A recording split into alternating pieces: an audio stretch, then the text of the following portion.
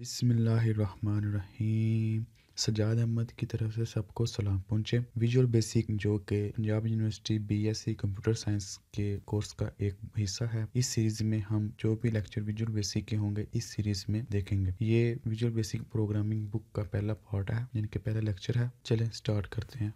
What is visual basic? इस lecture में हम देखेंगे प्रॉब्लम सॉल्विंग मेथड। कौन से प्रॉब्लम सॉल्विंग मेथड है जिनमें प्रोग्राम लिखना, एल्गोरिथम लिखना, फ्लो चार्ट लिखना और इनके एडवांटेजेस और इनके लिमिटेशन और एग्जांपल भी देखेंगे। फिर difference between flow chart and algorithm ये देखेंगे। Visual basic, visual programming using visual basic IT series वालों की है। सबसे पहले हम देखते हैं problem solving. Problem solving is a process of identifying a problem and finding the best solution for it. यानी कि प्रॉब्लम सॉल्विंग एक तरह का प्रोसेस है जिसमें हम किसी भी मसले का, प्रॉब्लम का हल तलाश करते हैं और सिर्फ हल तलाश नहीं करते बल्कि बेस्ट, जो सबसे बेस्ट सोल्यूशन होता है वो हम प्रोवाइड करते हैं। इसलिए कहते हैं problem solving is a process of identifying problem and finding the best solution. Not just solution बल्कि बेस्ट सोल्यूशन फाइंड करते हैं, वो असल में एक्चुअली प्रॉब्लम सॉल्विंग तकनीक होती है। Problem solving is a skill that can be developed by the following well a organised approach. यानी कि एक अच्छी अप्रोच के जरिए हम ये स्किल प्रूव कर सकते हैं। We solve different problems every day. हम अपनी जिंदगी में, रोजमर्रा जिंदगी में मुख्तलिफ मसले हल करते हैं। मसलन कोई चीज घर में पकाना हो, कोई भी घर में चीज पकानी है या एक जगह से दूसरी जगह जाना है, कोई चीज बनानी है, तो वो भी एक तरह का प्रॉब्लम होता है जिसको हम स्टेप बाय स्टेप सॉल्व करते हैं। और हम रोजमर्रा जिंदगी में इतनी दफा उसको हल कर देते हैं कि हमें वो अब प्रॉब्लम नहीं रहती हमारे लिए, बल्कि एक रोजमर्रा जिंदगी की रूटीन बन जाती है। Every problem is different in nature. यानी कि हर तरह का मसला जो है, प्रॉब्लम है, उसकी नेचर मुख्तलिफ है। मसलन आटा गूंदना, रोटियां पकाना, ये एक तरह का अलग प्रॉब्लम है। इसको सॉल्व करने के लिए स्टेप बाय स्टेप फॉलो किया जाता है। इसी तरह अगर बिरयानी बनानी है तो उसकी अलग नेचर है। इसी तरह कंप्यूटर प्रोग्रामिंग में भी मुख्तलिफ तरह की प्रॉब्लम होती है और हर तरह की प्रॉब्लम की नेचर अलग तरह की होती है। हर प्रॉब्लम की डिमांड अलग होती है। Some problems are very difficult, कुछ बहुत मुश्किल होते हैं। And required more attention to identify the solution, और बहुत ज्यादा तवज्जो चाहिए होती है कि उसके प्रॉब्लम के सोल्यूशन को तलाश करना। प्रॉब्लम में भी सॉल्व इन डिफरेंट वे। एक प्रॉब्लम जो है वो मुख्तलिफ तरीके से हल किया जा सकता है। मसलन एक पर्सन है तो उसने लाहौर से कराची सफर करना है, तो मे भी वो बाइक के थ्रू भी जा सकता है, मे भी वो लोकल ट्रांसपोर्ट के थ्रू भी जा सकता है, मे भी वो अपनी प्राइवेट कार में भी जा सकता है, मे भी वो डाइवो में जा सकता है, मे भी वो ट्रेन के थ्रू जा सकता है, और मे भी पॉसिबल वो एरोप्लेन यानी कि जहाज के जरिए भी जा सकता है। और लोकल भी जाए तो मे भी वो छोटे रोड्स के थ्रू जाए या फिर मोटरवे के थ्रू जाए। यानी कि प्रॉब्लम एक ही है कि एक पॉइंट ए से पॉइंट बी तक सफर करना है, लेकिन उसके मुख्तलिफ वे है टू फाइंड अ सोल्यूशन। तो इसमें बेस्ट सोल्यूशन क्या है, ये एक्चुअली बात है। One solution may be faster, less expensive, more reliable than other. It is important to select the best suitable solution. यानी कि असल चीज़ है बेस्ट सोल्यूशन हमने फाइंड करना है तो ही बात बनेगी। आगे कोई भी प्रॉब्लम है उसको तीन तरीके से इन्होंने बयान किया गया कि हम फाइंड करते हैं उनके सोल्यूशन। पहला मेथड है, उसमें कहते हैं प्रोग्राम लिखना। प्रोग्राम लिख के हम एक सोल्यूशन का डिफाइन, एक प्रॉब्लम को डिफाइन कर सकते हैं, और एल्गोरिथम लिख के भी एक प्रॉब्लम के सोल्यूशन को डिफाइन कर सकते हैं, और फ्लो चार्ट के थ्रू भी एक प्रॉब्लम के सोल्यूशन को डिफाइन कर सकते हैं। इस वीडियो में हम इन तीनों को देखेंगे ये क्या क्या चीज़ है, और इनकी एग्जाम्पल भी देखेंगे। प्रोग्राम क्या है? A set of instruction that tells a computer what to do is called program। यानी कि एक सेट होता है इंस्ट्रक्शन का, हदायत का, कोडिंग का या लाइनों का एक सेट होता है जिसमें ये कंप्यूटर को बताया जाता है कि तुम क्या करो। कंप्यूटर को बताया जाता है एक सेट ऑफ इंस्ट्रक्शन, ऐसा सेट जो कंप्यूटर को बताया कि क्या करो, वो एक प्रोग्राम कहलाता है। एक computer works according to the given instruction in the program. एक कंप्यूटर जो है वो प्रोग्राम में दी गई इंस्ट्रक्शन के मुताबिक काम करता है। एक computer program are written in programming language, और ये जो प्रोग्राम लिखा रहता है यानी कि सेट ऑफ इंस्ट्रक्शन जो है वो प्रोग्रामिंग लैंग्वेज में लिखा रहता है। ऐसा नहीं है कि किसी भी तरीके से आप किसी भी फॉर्मेट में कोई भी चीज लिख दो तो वो एक इंस्ट्रक्शन होगी, नहीं, बल्कि एक मखसूस प्रोग्रामिंग लैंग्वेज होगी। उसके अंदर जो इंस्ट्रक्शन दी जाएंगी उसको फॉलो करते हुए कंप्यूटर प्रोग्राम के हिदायत पर अमल करेगा और हमारी प्रॉब्लम को सॉल्व करेगा। और जो ये बंदा इंस्ट्रक्शन लिखता है उसको क्या कहते हैं? Programmer. A person who develops a program is called programmer. The programmer develops programs to instruct the computer how to proceed data to convert into information, यानी कि वो प्रोग्रामर होता है, उसने ये चीज़ ध्यान में रखनी होती है कि कैसे एक कंप्यूटर को हिदायत देनी है कि वो यूज़र से डाटा ले और उसके ऊपर प्रोसेसिंग करके एक यूज़फुल इन्फॉर्मेशन में कन्वर्ट करके दे। उसके लिए मुख्तलिफ टूल इस्तेमाल होते हैं जो हम आगे देखेंगे। फिर इसके बाद एडवांटेजेस ऑफ कंप्यूटर प्रोग्राम। एक कंप्यूटर प्रोग्राम लिखने के फायदे क्या हैं? Computer program can be solve many problems by given instruction to computer. ये बहुत सारी इंस्ट्रक्शन को सॉल्व कर सकता है within second. 100 instruction, 1000 instruction, 1 lakh, 10 lakh, 1 crore, within 1 second ये इंस्ट्रक्शन हल कर सकता है। Computer program can be use to perform a task repeatedly and quickly, यानी कि एक कोई भी टास्क है हमने उसको रिपीट करवाना है बार बार, तो उसको भी ये बहुत इजीली कर सकता है। A program can process a large amount of data easily, बहुत बड़ा डाटा वो इजीली प्रोसेस कर सकता है, यानी कि एक ऑर्गेनाइजेशन है या एक नादरा का डाटा है तो इतने लाखों करोड़ों अपराध का डाटा उनके पास है, within 1 second, with in against 1 CANC number के वो फटाफट क्विकली एक हमें रिकॉर्ड मिल जाता है। तो ये भी एक प्रोग्राम के थ्रू ही मुमकिन है। It can display the result in different style. जो कंप्यूटर प्रोग्राम है वो एक रिजल्ट को डिफरेंट स्टाइल में हमारी मर्जी के मुताबिक जैसा जिस तरह हम चाहें तो करवा सकता है। फॉर एग्जांपल अगर हमने किसी का डाटा देखना है नादरा में तो हम के ऊपर डिपेंड है कि हम सिर्फ उसका नाम और पिक्चर देखें या उसका नाम CNC नंबर और पिक्चर, या सिर्फ पिक्चर, या सिर्फ नेम, या सिर्फ वो लोग जो गवर्नमेंट में जॉब करते हैं, या सिर्फ वो लोग इस तरह मुख्तलिफ, या सिर्फ फीमेल या सिर्फ मेल, यानी कि हम पे डिपेंड करता है कि हम किस स्टाइल में डाटा हमको रिक्वायर्ड है। The processing of program is more efficient and less time consuming. Time कम लगता है और एफिशिएंसी बहुत ज़्यादा होती है, यानी कि गलती की गुंजाइश no. Different types of program are use in different field perform certain task. ये हम देख सकते हैं ये एक C++ लैंग्वेज है, प्रोग्रामिंग लैंग्वेज है, उसके अंदर ये प्रोग्राम लिखा गया है। प्रोग्राम मतलब सेट ऑफ इंस्ट्रक्शन, ये एक तरह का सेट ऑफ इंस्ट्रक्शन है जिसके अंदर ये इंस्ट्रक्शन दी गई है कि यूज़र से 2 नंबर इनपुट लेने हैं और उनका सम करके शो करवाना है। तो इंटीजर टाइप के 2 नंबर ले लिए A और B। इंटीजर मतलब 1 2 3, 2 स्पेसिस एलोकेट हो गई A को और B को मेमोरी में। सी आउट यानी कि एक मैसेज डिस्प्ले होगा, उसके ऊपर ये लिखा होगा एंटर वैल्यू ऑफ A, यानी कि पहले नंबर की वैल्यू एंटर करें। फिर सी इन का मतलब है वो यूज़र से इनपुट मांगेगा। फिर सी आउट, फिर मैसेज शो होगा enter the value of B, यानी कि B नंबर की वैल्यू दूसरे नंबर की वैल्यू से एंटर करें और वो B में स्टोर हो जाएगी। फिर इंस्ट्रक्शन चलेगी कि A और B को सम करके उसका जो आंसर है वो SUM सम वेरिएबल को दे दो, वो भी इंटीजर टाइप का है। और फिर इंस्ट्रक्शन दी गई है आउटपुट कराओ, यानी कि मैसेज शो कराओ sum of any two enter number, यानी कि जो नंबर एंटर किए हैं वो जो ये कॉमा के अंदर होगा ये एज इट प्रिंट होगा, और जो कॉमा के बगैर होगा उसकी जगह उसकी वैल्यू होगी। फॉर एग्जाम्पल अगर हम यहाँ एंटर करते हैं 5 और यहाँ एंटर करते हैं 4 तो ये बन जाएगा 9। तो जब आउटपुट शो होगी तो यहाँ आएगा sum of any two enter number is 9, ये एट द एंड शो होगा। और आखिर पे सिस्टम पास, यानी कि काम खत्म, सिस्टम पास का तो आगे जाने की जरूरत नहीं, और रिटर्न 0, इसको हम बाद में देखेंगे। ये एक तरह का प्रोग्राम है जो कि एक स्पेसिफिक लैंग्वेज में लिखा गया है और स्पेसिफिक टास्क के लिए।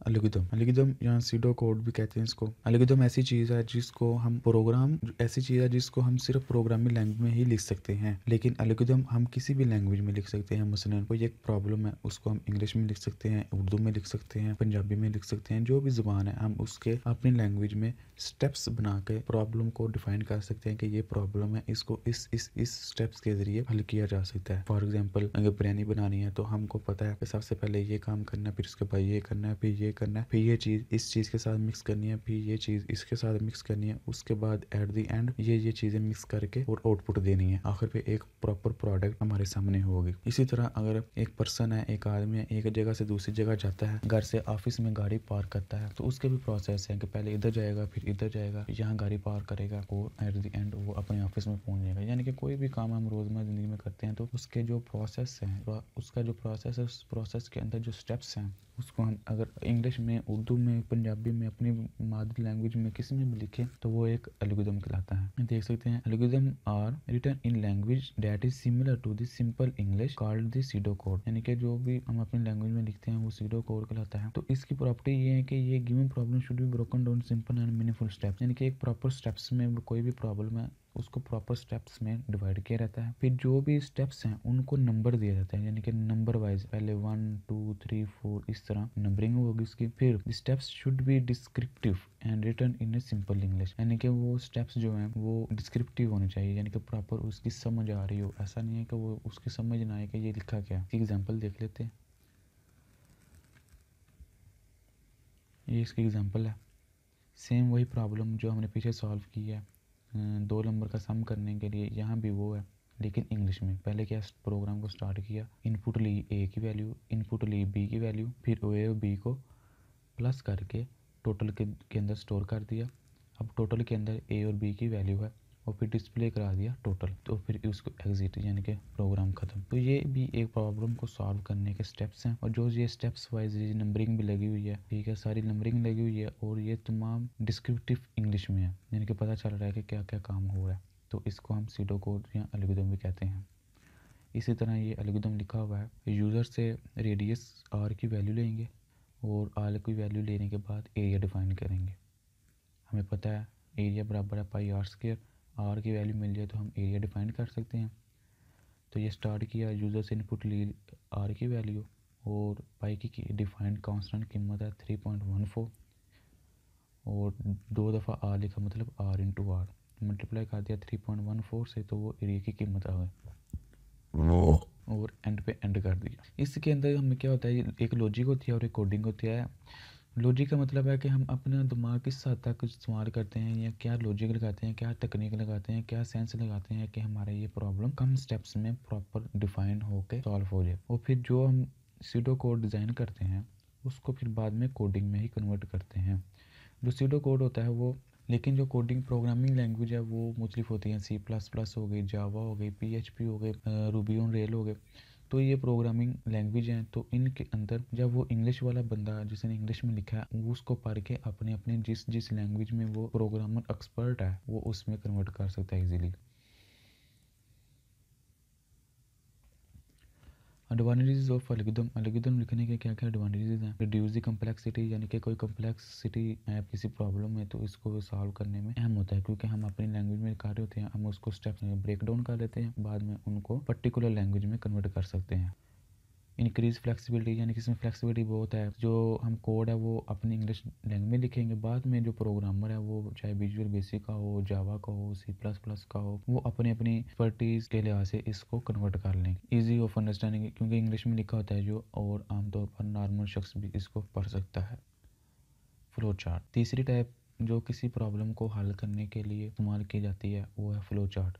Flow chart is a combination of two words, flow and charts. Charts contain of different symbols of to display information about any problem. यानी कि ये चार्ट में मुख्तलिफ तरह के सिंबल होते हैं जो कि प्रॉब्लम के मुख्तलिफ स्टेप्स को या मुख्तलिफ स्टेट को शो करने के लिए इस्तेमाल होते हैं, वो हम आगे देखते हैं। Normally algorithm is a first converted to flow chart to show its steps graphically. Normally पहले एल्गोरिथम लिखा जाता है, फिर उसको फ्लो चार्ट में कन्वर्ट किया जाता है, फ्लो चार्ट के बाद उसको कोडिंग में किया जाता है। इस तरह ये एक तरह का प्रोसेस माना जाता है। Uses of logic flow chart, flow chart is used to represent the algorithm, flow chart is used to show the step by steps is in easy way, flow chart is used to understand the flow of program, यानी कि programme के flow को समझने के लिए कि ये कौन कौन से स्टेप्स को फॉलो कर रहा है। Flow chart is used to improve the logic of the solving of problem, program can be reviewed and debug easily.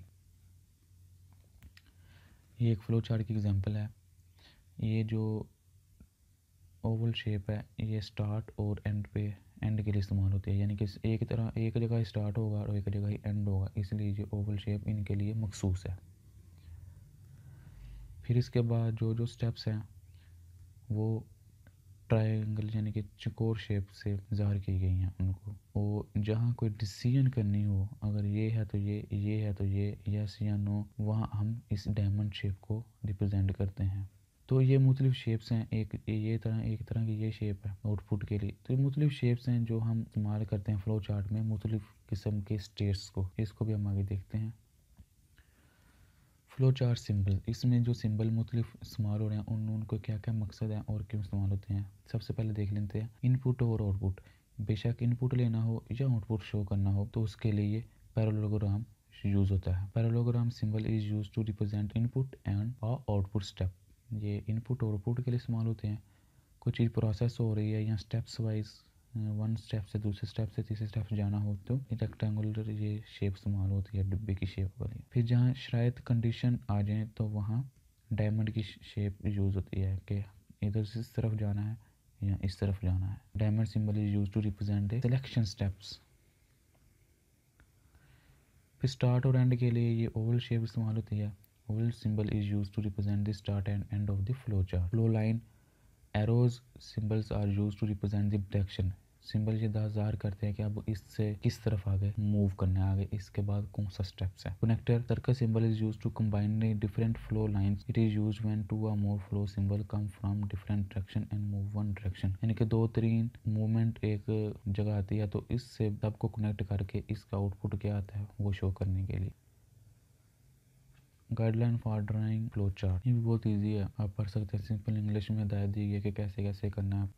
Limitation यानी कि हम इसमें लिमिटेशन डिसएडवांटेजेस क्या हैं. It is difficult to draw flow chart for complex problem. एक बहुत ही complex problem है. मसलन एक बड़ी फैक्ट्री है जिसमें हज़ारों लोग काम करते हैं और हर एक का अपना अपना डेजिग्नेशन है. कोई मैनेजर लेवल का है, कोई वर्कर है, कोई इंजीनियर है, कोई बहुत से ओहदे होते हैं. उसमें हर एक का रोल बताना कि ये काम, ये बंदा ये काम करता है, ये इतने बजे आता है, ये काम करता है. तो ये बहुत मुश्किल हो जाएगा फ़्लो चार्ट के ज़रूर कि हर एक की फिर तनख्वाह पे बहुत कुछ अलाउंस, मेडिकल, हर चीज़, हर प्रॉब्लम को एक फ़्लो चार्ट में डिफ़ाइन करना जो कि कम बड़ी होती है, ज़्यादा डाटा होता है, वो कॉम्प्लेक्स हो जाता है और मुश्किल हो जाता है इसको डिफ़ाइन करने में. The flow chart has to be redesign if any change is required.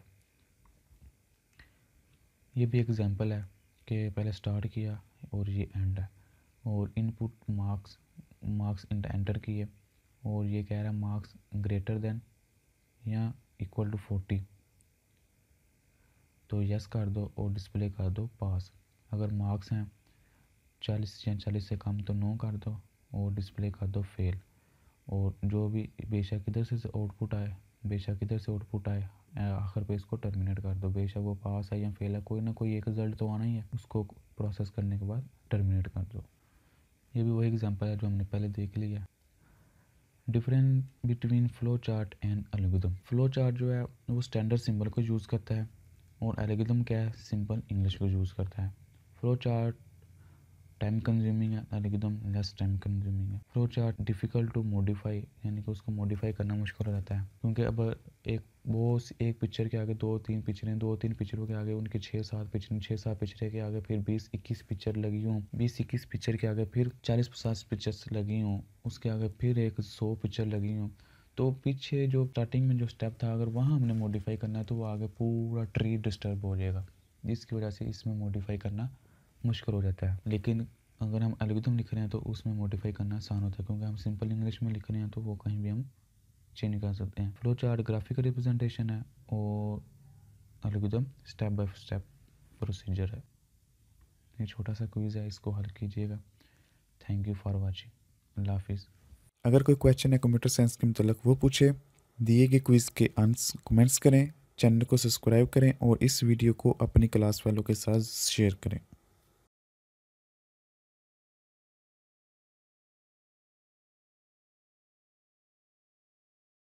बिस्मिल्लाहिर्रहमानिर्रहीम. विजुअल बेसिक जो कि पंजाब यूनिवर्सिटी बीएससी के सिलेबस का पार्ट है, ये उसका लेक्चर नंबर 2 है. इंट्रोडक्शन में हम देख लेते हैं कि हम इसमें क्या पढ़ेंगे. Program development process, programming language, low level language उनकी टाइप, हाई लेवल लैंग्वेज उनकी type, OOP object oriented programming language, feature of OOP, non procedure language, natural programming language. चलिए स्टार्ट करते हैं. प्रोग्राम डेवलपमेंट प्रोसेस यानी कि एक programme को लिखने के लिए या उसको डेवलप करने के लिए कौन कौन से प्रोसेस है. सीधी सी बात है, अगर हम प्रोग्राम क्यों लिखते हैं, प्रोग्राम यानी कि एक सेट ऑफ इंस्ट्रक्शन है, वो हम क्यों लिखते हैं, इसीलिए लिखते हैं कि हमें कोई प्रॉब्लम है और उस प्रॉब्लम को सॉल्व करने के लिए हमें कुछ प्रोसेस को कवर करना पड़ेगा. सबसे पहले ये है कि डिफाइन एंड एनालाइज प्रोग्राम, यानी कि उस प्रोग्राम को पहले डिफाइन किया जाए कि ये प्रोग्राम है क्या, ये प्रॉब्लम है क्या, और फिर उसका एनालाइज किया जाएगा उस प्रॉब्लम का. फिर डिज़ाइन दी एल्गोरिथम, एक एल्गोरिथम डिज़ाइन किया जाएगा कि हमें ये प्रॉब्लम है और इसके ये प्रोसेस हो सकते हैं इसको सॉल्व करने के लिए. फिर कोडिंग या राइटिंग द प्रोग्राम, फिर उस एल्गोरिथम को देखते हुए एक स्पेसिफिक प्रोग्रामिंग लैंग्वेज में उस एल्गोरिथम को कन्वर्ट किया जाएगा. जब कोड लिखा जाएगा किसी प्रोग्रामिंग लैंग्वेज में, फिर उस प्रोग्राम को टेस्ट किया जाएगा आया कि हमने जो कोड लिखा है कि ये वाकई सही काम कर रहा है या नहीं। फिर उसकी फाइनल डॉक्यूमेंटेशन होगी। जब वो सक्सेसफुल टेस्टिंग में क्लियर हो जाएगा, फिर उसकी डॉक्यूमेंटेशन लिखी जाएगी। डॉक्यूमेंटेशन एक तरह की डॉक्यूमेंटेशन इस तरह होता है कि उसमें लिखा जाता है कि कौन सा बटन, कौन सा लिंक, कौन सा पेज किस काम के लिए, कौन सा फंक्शन किस काम के लिए काम करता है।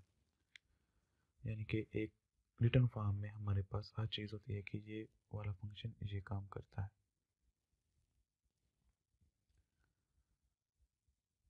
प्रोग्रामिंग लैंग्वेजेस, जिस तरह हमारी इंसानों की लैंग्वेज है उर्दू, इंग्लिश, पंजाबी, हिंदी, इसी तरह प्रोग्रामिंग की दुनिया में भी डिफरेंट लैंग्वेज है। सी प्लस प्लस, जावा, रेल, PHP, पाइथन। तो प्रोग्रामिंग लैंग्वेज के अंदर जो प्रोग्राम लिखा जाएगा, कंप्यूटर सिर्फ उसी को ही फॉलो करेगा। ऐसा नहीं है कि हम किसी भी जगह पे कुछ भी लिख दें तो वो कंप्यूटर उसको फॉलो करना शुरू कर देगा।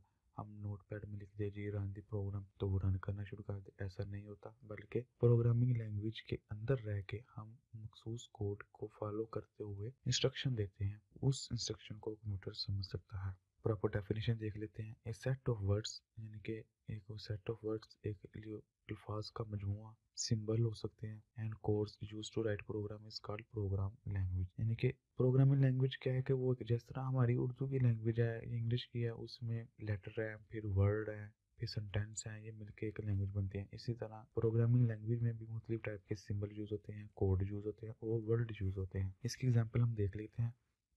ये छोटा सा प्रोग्राम जो हमने पहले भी देखा है, 2 नंबर को यूजर से लेके इनपुट कर लेके उनका सम आउटपुट करा देता है। ये C++ में लिखा गया है प्रोग्राम, और इसमें मखसूस लफ्ज है। मसलन इंट एक मखसूस लफ्ज है जो कि इसके अंदर यूज होता है, इसका मतलब इंटीजर। फिर सी आउट लिखा हुआ है। सी आउट का मतलब है कि हमें प्रिंट चाहिए या आउटपुट चाहिए। फिर सी इन लेकर लफ्ज लिखा हुआ है, इसका मतलब है इनपुट चाहिए। फिर इसके अंदर ये कर ली, ये लेस देन ग्रेटर देन के जो सिंबल है, इनका अपना एक मखसूस मतलब है। ये वाला इसका अपना मखसूस मतलब है। और जमा का निशान, इसका मतलब है प्लस करना है। इक्वल का निशान मतलब राइट हैंड साइड को लेफ्ट हैंड साइड में दे देना है, जो भी उसकी वैल्यू हो। सिस्टम का मतलब एक मखसूस है कि सिस्टम जो चल रहा है उसको पास करना है। रिटर्न का भी, यानी कि ये मखसूस लेटर, मखसूस लफ्ज, मखसूस सेंटेंस मिलके जो एक लैंग्वेज बनाते हैं। यानी कि एक लैंग्वेज के अंदर ये चीजें मखसूस होती हैं, जिनको हम फॉलो अप करते हुए, इस्तेमाल करते हुए एक प्रोग्राम डेवलप करते हैं।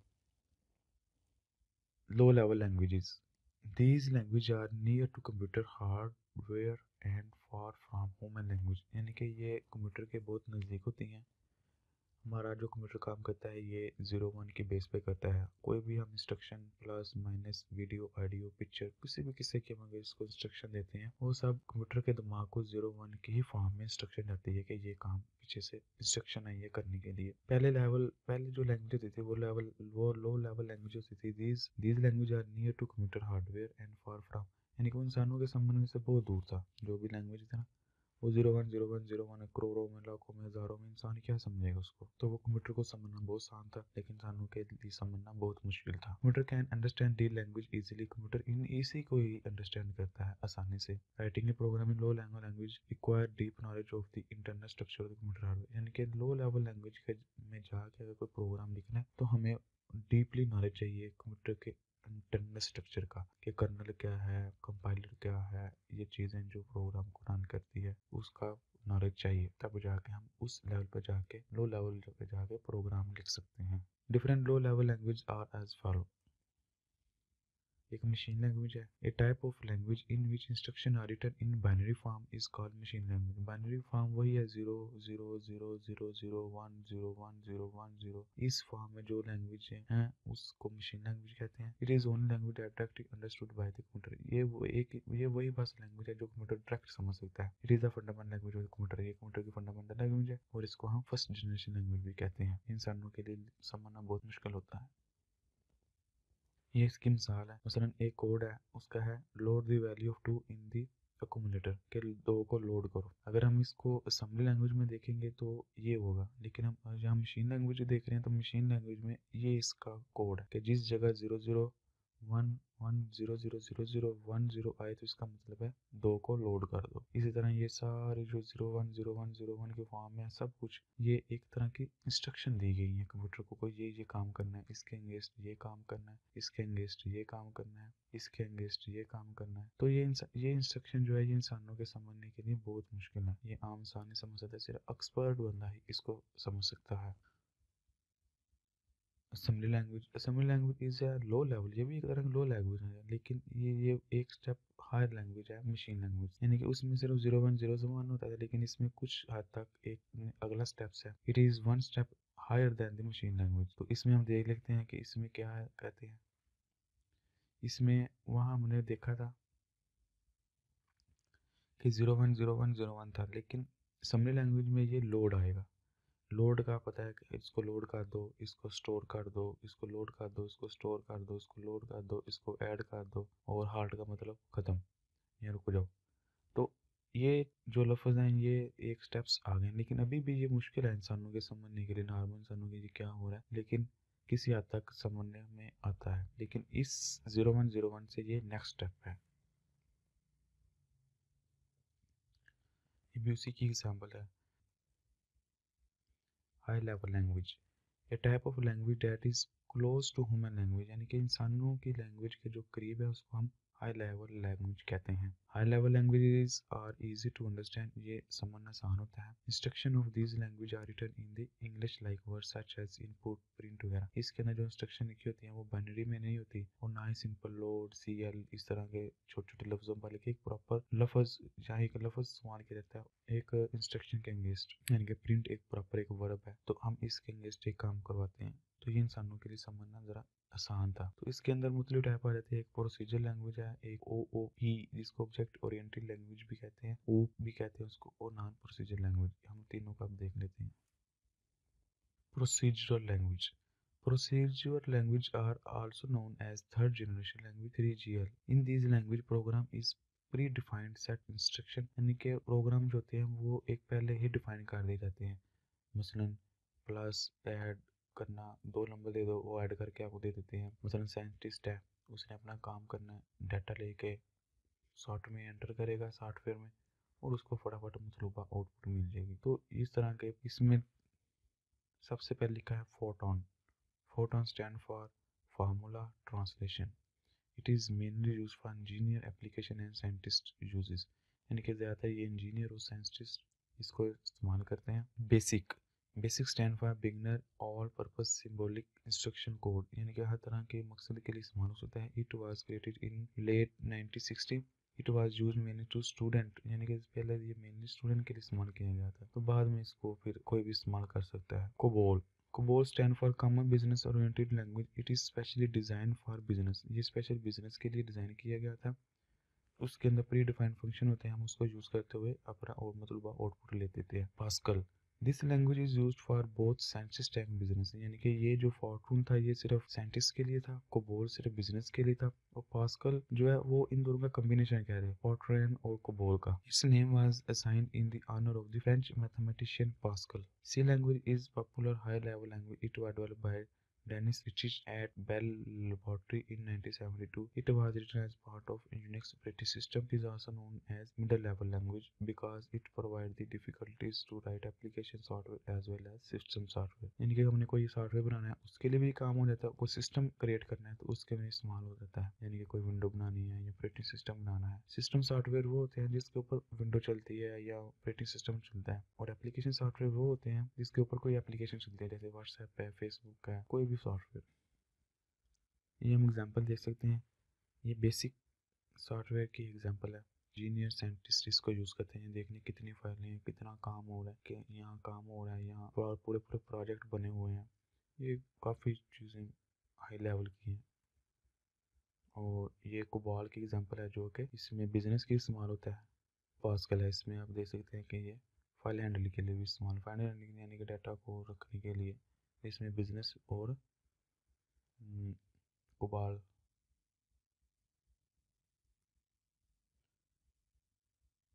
फॉरट्रेन और कोबाल दोनों आ जाते हैं। Object oriented programming language, OOP is technique is which program are written on the base of the object, यानी कि एक तरह की ये टेक्निक है, एक तरह का प्रोसेस है जिसके अंदर प्रोग्रामिंग लैंग्वेज के अंदर हर चीज़ एक ऑब्जेक्ट की तरह डिफाइन की जाती है। मसलन एक शख्स है या एक पर्सन है, वो भी एक ऑब्जेक्ट होगा। ऑब्जेक्ट किस तरह होगा कि उसके आगे कोई प्रॉपर्टी होंगी, उसका नेम होगा, उसका एड्रेस होगा, ईमेल होगी, जेंडर, एज, ये सब चीज़ें उसकी प्रॉपर्टी होगी। एक ऑब्जेक्ट किसी चीज़ को एक ऑब्जेक्ट बना ले रहता है और फिर उसी के आगे उसकी प्रॉपर्टी डिफाइन की जाती है। तो ये कह रहा है an object is a collection of data and function. उसके अंदर फंक्शन भी हो सकते हैं। मसलन एक पर्सन है तो वो काम क्या करता है, वो दौड़ता है, रन, स्लीप, सोता है, वो ईट, वो खाता है, ये उसके फंक्शन है। उसकी प्रॉपर्टी क्या है, उसका कलर, उसकी आइज, उसकी हाइट, ये चीज़ें उसकी प्रॉपर्टी हैं।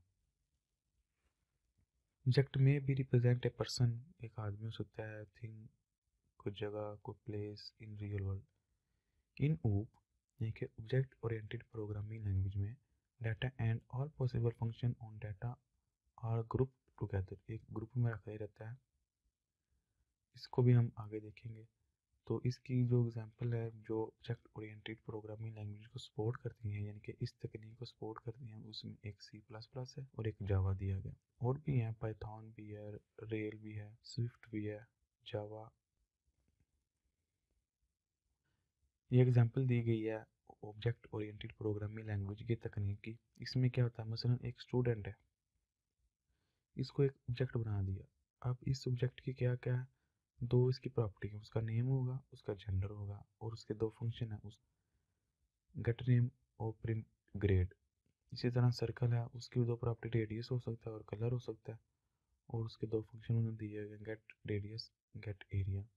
ये एक तरह का ऑब्जेक्ट बना ले जाता है, यानी कि एक तरह का स्ट्रक्चर बना ले जाता है, या एक तरह का ग्रुप बना ले जाता है खाली चीज़ों का। इसमें कुछ चीज़ डिफाइन नहीं होती, लेकिन जैसे ही हम इसके कापी क्रिएट करते हैं नीचे जाके, तो उसके अंदर ये तमाम चीज़ें डिफाइन हो जाती हैं, ऑटोमेटिक ये तमाम चीज़ें आ जाती हैं। और जितनी जितनी जितनी हम इसके ऑब्जेक्ट बनाते जाएंगे, उतनी उतनी दफ़ा हम इसका डाटा एंटर करते जाएंगे।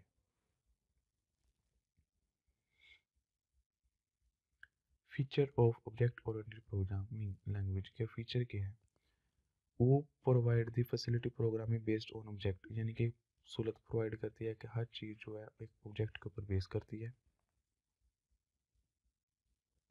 क्लासेस, इसमें क्लासेस बनाई जाती हैं। Real world modelling, real world को देखते हुए इसका मॉडल तैयार किया जाता है कि रियल वर्ल्ड में क्या क्या प्रॉब्लम होते हैं, किस तरह एक चीज़ को हैंडल किया जाता है और उसके क्या क्या सोल्यूशन होते हैं। रीयूजबिलिटी, सबसे बड़ा इसका फ़ायदा है कि ये रीयूजबिलिटी होती है, इनहेरेंट हो जाती है, यानी कि एक चीज़ पहले डिफाइन कर दी गई है तो उसको दोबारा हम किसी और जगह उसको कॉल कर सकते हैं, प्रोग्राम को बुला सकते हैं कि भाई आओ हमारा काम भी कर दो। इंफॉर्मेशन हाइडिंग, कोई इंफॉर्मेशन को हम हाइड भी कर सकते हैं इनकैप्सुलेशन के ज़रिए। फिर पॉलीमॉर्फिज्म भी है। पॉलीमॉर्फिज्म ये होता है कि एक ही कोड को मुख्तलिफ जगह पे मुख्तलिफ बिहेव होता है। तो ये इसकी चीज़ें हैं जो कि सिर्फ याद करने की हद तक है। इसमें एक लफ्ज़ है इनहेरिटेंस, एक लफ्ज़ है इनकैप्सुलेशन और एक तरफ लफ्ज़ है पॉलीमॉर्फिज्म। ये ऊप की पहचान है कि ये चीज़ें होंगी तो ऊप कहलाती है। ये C++ और जावा देख लें आप, पढ़ लें खुद ही, छोटी सी इंग्लिश लिखी हुई है, इसमें कोई मसला नहीं है। Non procedure language, procedure language ये होती है कि जिसमें हम खुद डिफाइन कर देते हैं कि ये चीज़, हम मसलन हम ऐड का एक फंक्शन बना देते हैं। उसकी प्रोग्रामिंग क्या होती है कि एक यूज़र से पहले नंबर लेगा, फिर दूसरा नंबर लेगा और उसका आउटपुट शो करा देगा। लेकिन नॉन प्रोसीजर लैंग्वेज में क्या होता है कि हमको यहाँ कुछ नहीं लिखना पड़ता कि ये फंक्शन कैसे काम करेगा, बल्कि हमने सिर्फ कंप्यूटर को ये बताना होता है कि ये काम करो। प्रोसीजर लैंग्वेज में हमने तो पहले बताना होता है कि ये करो, ये ऐसे ऐसे करो और इसका आउटपुट ऐसे दो। लेकिन यहाँ हमने सिर्फ ये बताना होता है कि ये कर दो बस, ये नहीं बताना होता कि कैसे करो। वहाँ हमने बताना होता है कि ऐसे ऐसे करो, इनके कैसे करो, और ये हमने सिर्फ ये बताना होता है कि ये कर दो बस। हमें नहीं पता पीछे क्या कोडिंग है, क्या लॉजिक है, बस हमें उसका आउटपुट चाहिए। Non-procedural languages are also known as fourth generation language. In non-procedural language are usually needs to tell the computer what to do, क्या क्या करना है। नॉट हाउ टू डू, ये नहीं बताया जाता कि तुमने कैसे करना है। मसलन हमने पहले बताते हैं कि पहले इनपुट लेनी है, आउटपुट लेनी है, फिर ये जमा करना है, फिर आउटपुट देना है। ये प्रोसीजर लैंग्वेज में होता है। लेकिन यहाँ हमने ये कुछ भी नहीं करना, सिर्फ हमने ये कहना है कि हमें ये चाहिए, मतलब सम चाहिए हमें बस। तो सम कैसे आना, ये इसका काम है कि ये हमें खुद सम ला देगा। उसकी example SQL structure query language है। SQL stand for structure query language. It is the most popular database query language. SQL was developed by IBM. SQL works with the database program, ये डेटाबेस के लिए इस्तेमाल होती है। तो इसको देख लेते हैं। ये एक एग्जांपल है, स्क्रीनशॉट है।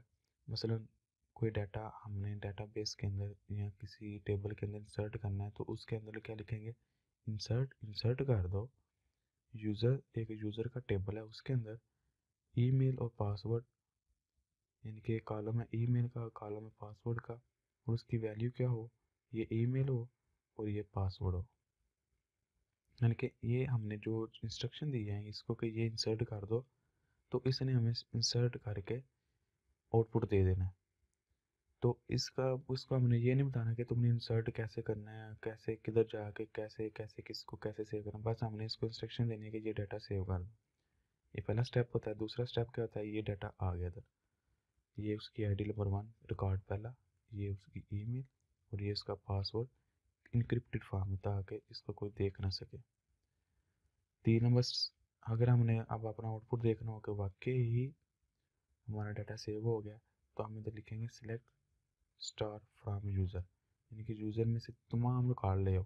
अब कैसे लेके आओ ये हमारी जिम्मेदारी नहीं है, हमने सिर्फ उसको बता दिया कि ये काम करो, तो उसने क्या करना है, जितने भी इसके अंदर रिकॉर्ड होंगे वो हमें ला के दे देगा। तो इधर हम रन करेंगे तो इधर आउटपुट आ जाएगी। तो ये नॉन प्रोसीजर लैंग्वेज की एग्जांपल है।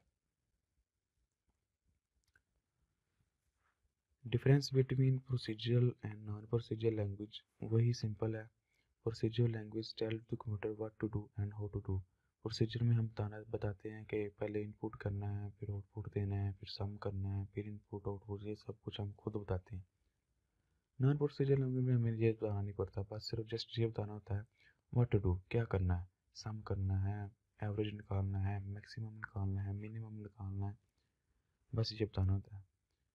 Procedural language it is difficult to learn, ये लर्न करना डिफ़िकल्ट है क्योंकि हर चीज़ को समझना ज़रा मुश्किल होता है। ये जो है चीज़, ये सिर्फ हमने ये बताना होता है कि सम कर दो, सब्ट्रैक्शन कर दो, या मैक्सिमम निकाल दो, एवरेज निकाल दो। इसको डिबग करना भी मुश्किल होता है। डिबग करना यानी कि पता लगाना कि एरर किस जगह पे है, इसको डिबग करना आसान होता है। इसी तरह और भी ये डिफरेंसेस हैं इसमें। It it requires large number of procedure instruction, ये बहुत ज़्यादा इंस्ट्रक्शन होती हैं, इसमें फ्यू होती हैं। It is normally use by professional language, ये प्रोफेशनल बंदा इस्तेमाल करता है। It can be use non technical बंदा, यानी कि एक नॉन टेक्निकल बंदा है, उसको बस समझा दो कि ये काम, ये बटन दबाओगे, ये इंस्ट्रक्शन दोगे, ये काम आ जाएगा। जैसे एक बैंक में अकाउंटेंट बैठे होते हैं, उनको बता दिया जाता है कि ये लिखोगे तो ये आउटपुट आ जाएगी। हालांकि उनको कुछ नहीं पता कि ये कैसे काम करता है, क्योंकि वो पीछे जितनी भी कोडिंग है वो सारी टेक्निकल बंदों ने लिखी होती है। ये फ्रंट एंड पे यूज़र होते हैं, इन्होंने सिर्फ उसको यूज़ करना होता है।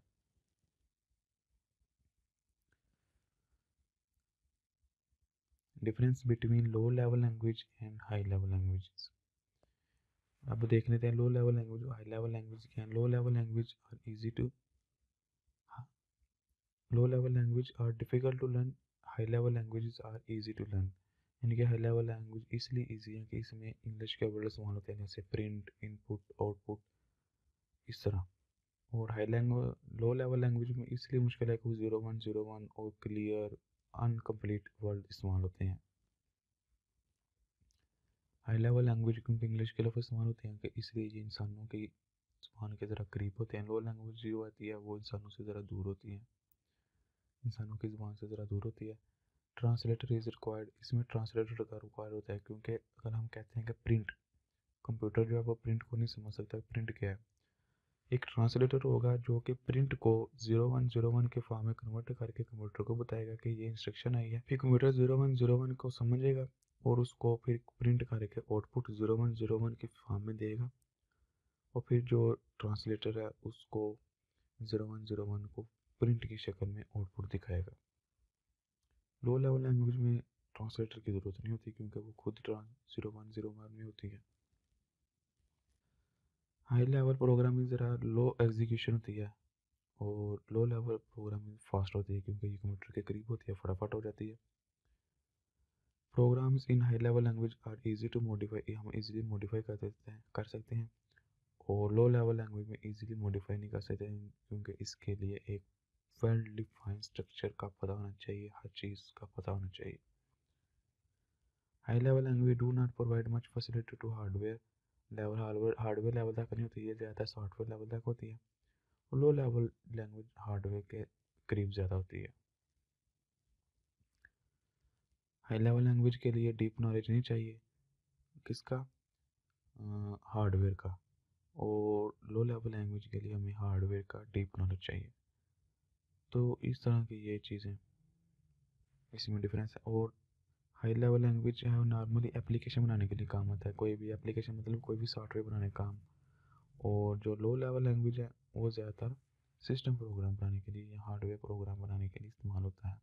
मसलन एक हार्डवेयर प्रोग्राम है कि मैं कीबोर्ड से जी पेंट करूँगा, जी प्रेस करूँगा तो क्या होगा, एंटर प्रेस करूँगा तो क्या होगा।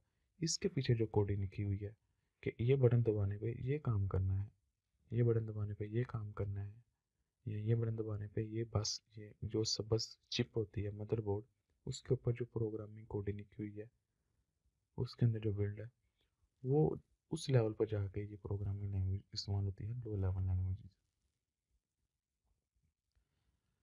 फिफ्थ जो एग्जांपल है इसकी, फिफ्थ जनरेशन की, वो है नेचुरल प्रोग्रामिंग लैंग्वेज। ये अभी अंडर प्रोसेसिंग है। ये ज़्यादातर सैटेलाइट, रोबोटिक और हाई लेवल बहुत ज़्यादा एटमिक रिएक्टर इस तरह के एक्सपेरिमेंटों के लिए इस्तेमाल होती है और अभी तक ये आम इंसानों के पहुंच में नहीं है। Natural programming language are also known as fifth generation language या intelligence language. Translator program for these language are very complex and require large amount of computer resources। यानी कि एक तरह का अगर बोट है तो उसको बहुत ज़्यादा रिसोर्सेज चाहिए होंगे कि अपना एक वो फंक्शनलिटी को परफॉर्म कर सके। तो ये फिफ्थ लेवल लैंग्वेज है, फिफ्थ लेवल लैंग्वेज या फिफ्थ जनरेशन लैंग्वेज है। आखिर में छोटा सा क्विज है, इसको पढ़िए और इसके आंसर कमेंट में ज़रूर दीजिएगा। थैंक यू, अल्लाह हाफिज़। अगर कोई क्वेश्चन है कंप्यूटर साइंस के मतलब वो पूछे, दिए गए क्विज़ के आंसर कमेंट्स करें, चैनल को सब्सक्राइब करें और इस वीडियो को अपनी क्लास वालों के साथ शेयर करें।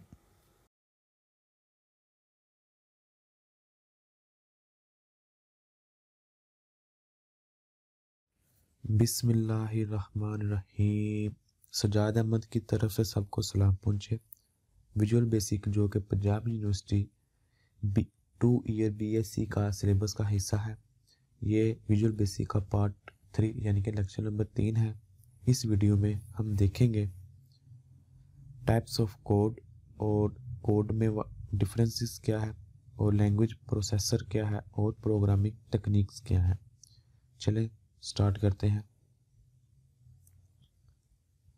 Types of code, there are 2 types of codes that are follows. Source code होता है और ऑब्जेक्ट कोड होता है। सोर्स कोड क्या होता है, वो कोड जो हम अपनी हाई लेवल लैंग्वेज में लिखते हैं, मसलन सी आउट, सी इन, प्रिंट, जो भी हम ऐसे फंक्शन, ऐसे लफ्ज़ या ऐसे फंक्शन या ऐसा कोड जो हमारी ह्यूमन बीइंग के रीडेबल यानी कि इंसानों के करीब और हाई लेवल लैंग्वेज में लिखा जाता है, इसको सोर्स कोड कहते हैं। इसमें देख लेते हैं, program written in high level language is called the source code. Source code is also called the source program. और जो दूसरी टाइप है वो ऑब्जेक्ट कोड है जो कि 0101 के फॉर्म में होता है। A program in machine language is called object code, it is also called object program और मशीन कोड यानी कि वो कोड जो 0101 के फॉर्म में होता है उसको हम ऑब्जेक्ट कोड कहते हैं। दो तरह के कोड हैं, सोर्स कोड और object code. Difference between source code and object code, इनके दरमियान डिफरेंस क्या है।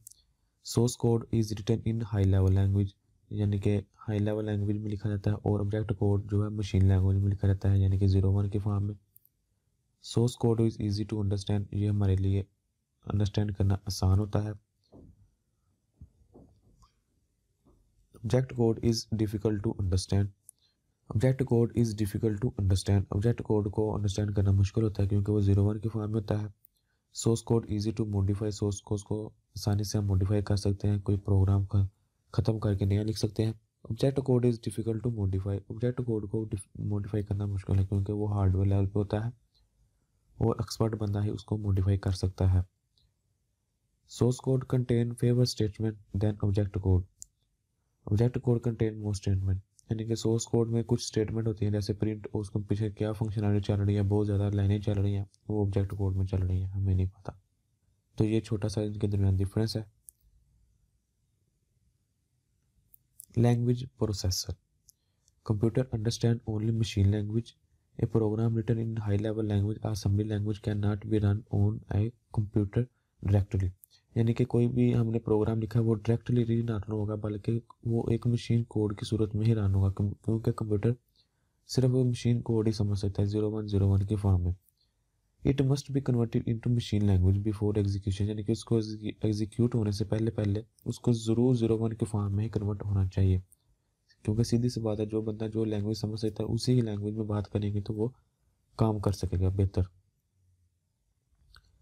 लैंग्वेज प्रोसेसर या translator is a software that convert these programs into machine language, यानी कि वो कह रहा है कि इस तरह के ट्रांसलेटर मौजूद हैं जो इस हाई लेवल लैंग्वेज को मशीन लैंग्वेज में कन्वर्ट करते हैं। तो different type of language processor are as follows, मुख्तलिफ तरह के हैं। सबसे पहले उसमें कंपाइलर है। कंपाइलर क्या करता है?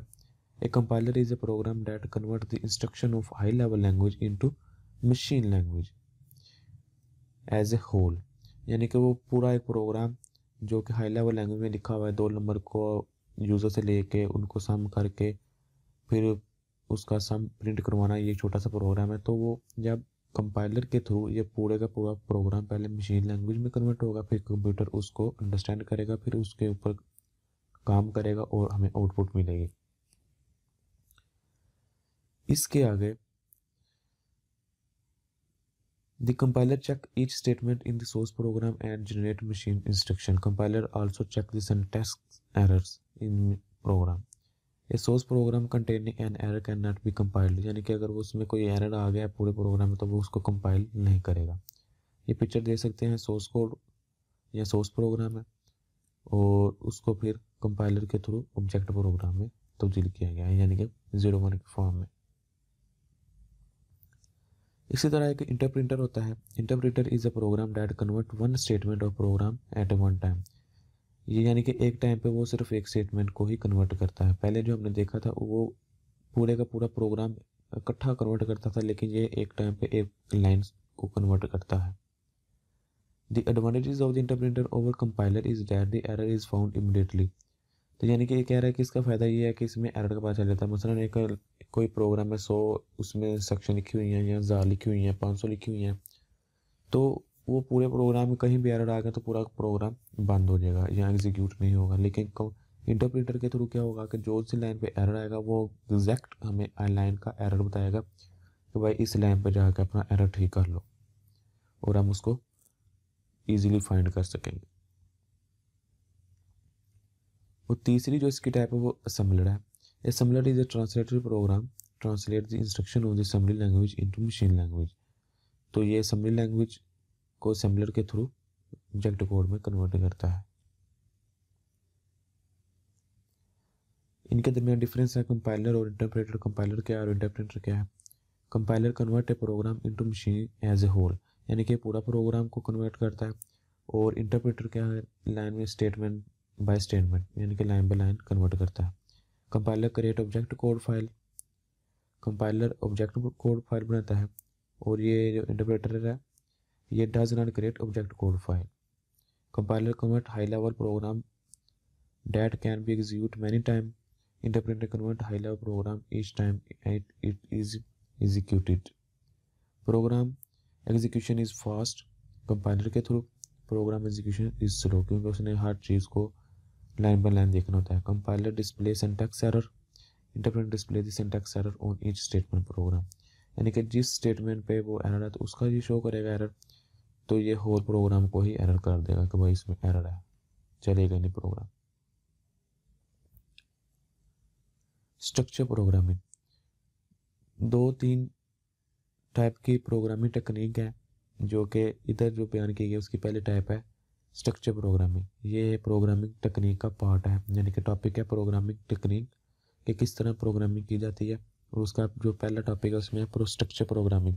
Structure programming is a programming technique in which programme is divided into small units called modules और सब प्रोग्राम, यानी कि प्रोग्राम लिख के उनके छोटे छोटे मॉड्यूल बना दिए जाते हैं कि जब भी उनको ज़रूरत पड़ी हम उनको कॉल करके अपने मतलूबा नतीजा हासिल कर सकते हैं।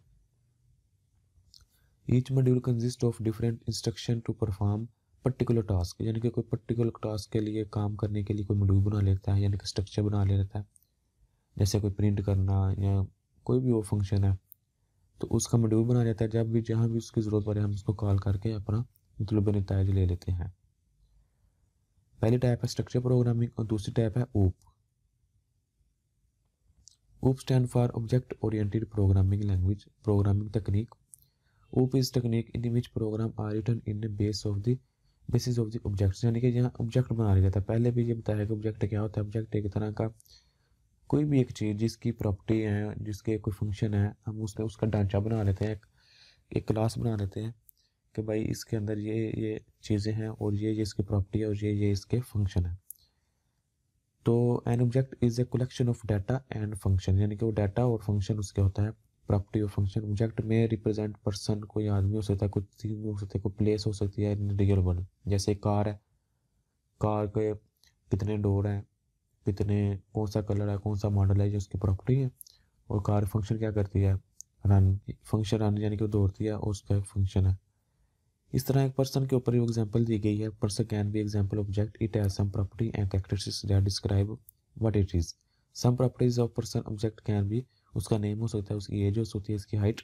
और the person object also some function, वो कोई काम भी कर सकता है, that describe it can do so. Some function of person object week, वो वॉक, वो पैदल, वो चलता है, टॉक वो बात करता है, ईट वो खाता है। यानी कि एक चीज़ है उसको ऑब्जेक्ट बना लिया और ऑब्जेक्ट के अंदर उसकी प्रॉपर्टी, उसके फंक्शनैलिटी होती हैं।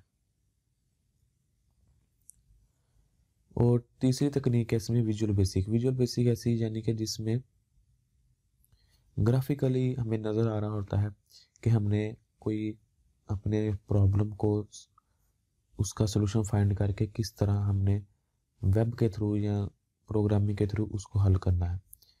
तो इसमें visual programming is use to provide a user friendly interface to interact with the program, यानी कि पहली जो तकनीक है स्ट्रक्चर प्रोग्रामिंग और OOP में, उसमें कोई हमें विजुअल नज़र नहीं आ रहा था कि हम क्या है, वहाँ सिर्फ कोडिंग होती है, हम सिर्फ लिख रहे होते हैं इनपुट टाइप और बटन और टेक्स्ट, ये चीज़ें लिख रहे होते हैं, यानी कि इंग्लिश टेक्स्ट फॉर्म में। फिर जब हम उसका आउटपुट देखते हैं तब जाके हमें उसका आउटपुट नज़र आता है वेब में कि ये बटन है, ये कलर है, ये इनपुट टाइप है। लेकिन इस तकनीक में विजुअल बेसिक में क्या होता है कि हमें ग्राफिकली नज़र आ रहा था कि ये बटन लगा है, ये फॉर्म लगा है, ये कैप्चा लगा है, ये इनपुट टाइप है, ये रेडियो बटन है। तो ये चीज़ें हमें क्लियर ही नज़र आ रही होती हैं। विजुअल बेसिक, विजुअल मतलब जो हमें नज़र आ रहा है। डिफरेंट ऑब्जेक्ट्स लाइक विंडो, उसमें विंडो नज़र आती है, menu, button, list box are use to develop the graphical user interface. A visual programming environment provide all object as a built-in component to develop a graphical user interface। हमें built in मिलते हैं हर चीज़, यानी कि जो भी हम button लगाएंगे वो भी एक ऑब्जेक्ट होगा, कोई भी फॉर्म लगाएंगे वो भी एक ऑब्जेक्ट होगा। उन्होंने हर चीज़ को पहले ऑब्जेक्ट बना कर रख दिया होता है। The programmer does not have to create these object, उन प्रोग्रामर को ऑब्जेक्ट क्रिएट करने की ज़रूरत नहीं पड़ती। When the programmer needs to specific object such as button, he selects it from the text box, यानी कि वो अगर किसी भी बटन को सिलेक्ट करना चाहता है तो वो साथ पे जो विंडो बनी होती है वहाँ से उसको सिलेक्ट करके उसके ऊपर अपनी प्रॉपर्टी या कोई काम कर सकता है, उसको मूव करा सकता है, उसको रीसाइज करा सकता है, रीनेम करा सकता है। ये हम चीज़ें आगे जाकर देखते हैं। Thank you for watching. ये छोटा सा क्विज़ है, इसको ज़रूर हल कीजिएगा। मिलते हैं नेक्स्ट वीडियो में। अल्लाह हाफिज़। अगर कोई क्वेश्चन है कंप्यूटर साइंस के मतलब वो पूछे, दिए गए क्विज़ के आंसर कमेंट्स करें, चैनल को सब्सक्राइब करें और इस वीडियो को अपनी क्लास वालों के साथ शेयर करें।